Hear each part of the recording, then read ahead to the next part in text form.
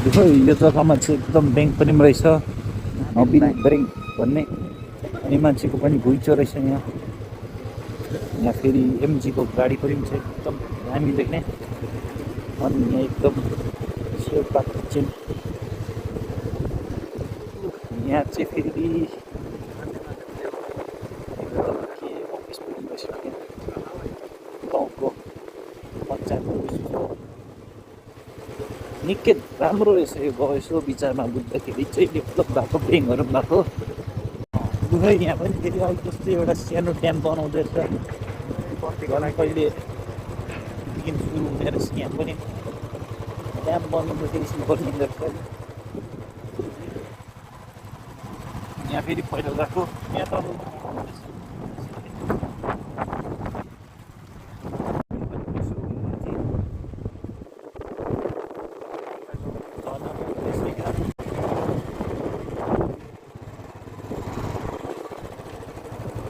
एकदम बिल्डिङहरू चाहिँ दामी दामी रहेछ, 4 तल्लीहरू।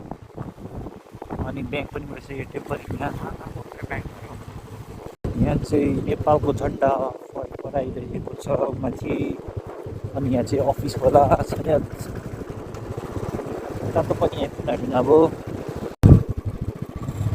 यहाँ चाहिँ सबै चाइनाबाट आउने कन्टेनरहरू यहाँ रहेछ, बाइयुङहरू भन्ने के लेखेको। अनि यहाँ आएर चाहिँ लासा टु नेपाल लेखिरहेछ, टिबेटबाट पनि आउँदैछ यहाँ लासा टु नेपाल। अनि माथिको त्यो अघि भर्खर देखाएकोमा चाहिँ जाँदो रहेछ स्क्यानरहरू पनि छ, सबै चाइनाको आउँदो रहेछ यता मालहरू।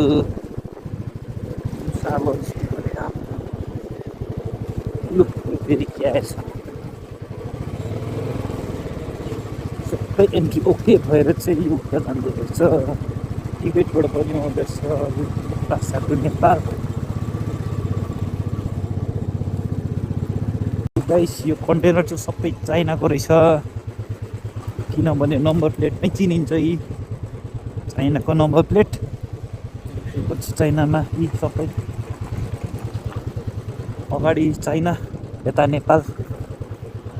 अनि एउटा सानो ब्रिज चाहिँ पुग्यो, पुलको नाम छ लाछा ब्रिज।